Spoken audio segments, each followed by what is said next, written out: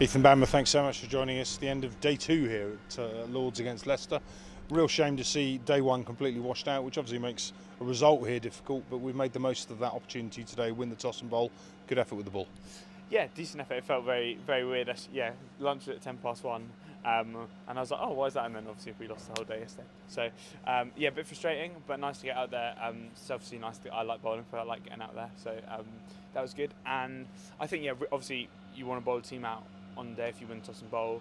I think if we're honest with ourselves, probably, again, it's been a little bit the theme through the season, just in almost, every other over, just a boundary ball, and I was very guilty of that, and that's frustrating, and we hold ourselves to much higher standards. So I think, we'd have loved to see that score around 250, and I think if we were 5-10% more kind of precise with some of those boundary balls, maybe it would have been. But I think all in all, brilliant finish from the lads there with a bat to be 70-odd for 1, and yeah, decent day. Couldn't agree more. 218 for 8, obviously disappointing that they get 306 in the end, but I guess that's symptomatic of the quality of batting lineups these days. You don't get many bunnies in the game like you used to, and people like Tom Scriven coming in at 10 is kind of typical of how he bats. Yeah, he played really nicely, played the situation really well. Obviously, Pete's a fine player that we know more closely, and they've batted well together at a time when the pitch felt hard to get any quick movement out of. And yeah, navigated that partnership. Obviously, it would have been nice to get in front of 250 there. But I think sometimes, yeah, if we want to play high standards cricket, Division 1 and so on, you're going to get those lineups that go. So that is going to happen, or we've got to find a way of being more incisive.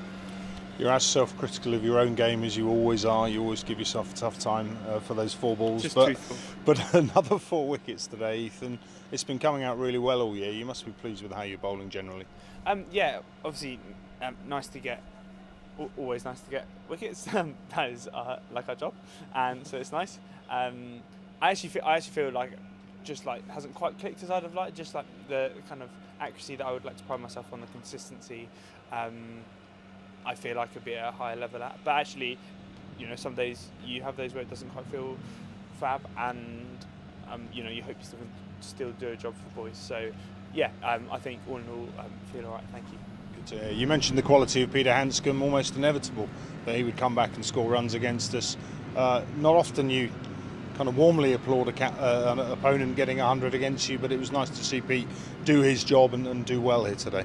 Yeah, I felt very grateful to have a couple of years with him in our dressing room. He's a really lovely person and a fine player, and yeah, there'll be a few gifts sent around saying he just knew that was going to happen. So yeah, it's kind of written in the stars. Ethan, last one for me. Going to be tough to get a result in this one, but I guess our aspirations have to be to try and get a decent run rate going and get maximum batting points if we can, and then just try and put Leicester under pressure with the ball in that 3rd innings and just try and get through them. I think absolutely, boys, fab start tonight. I think have a very clear idea of what we need to go and do. Yeah, and the boys are driven to get a result and make it positive. Ethan, thanks for joining us. Good luck tomorrow, mate. Thank you.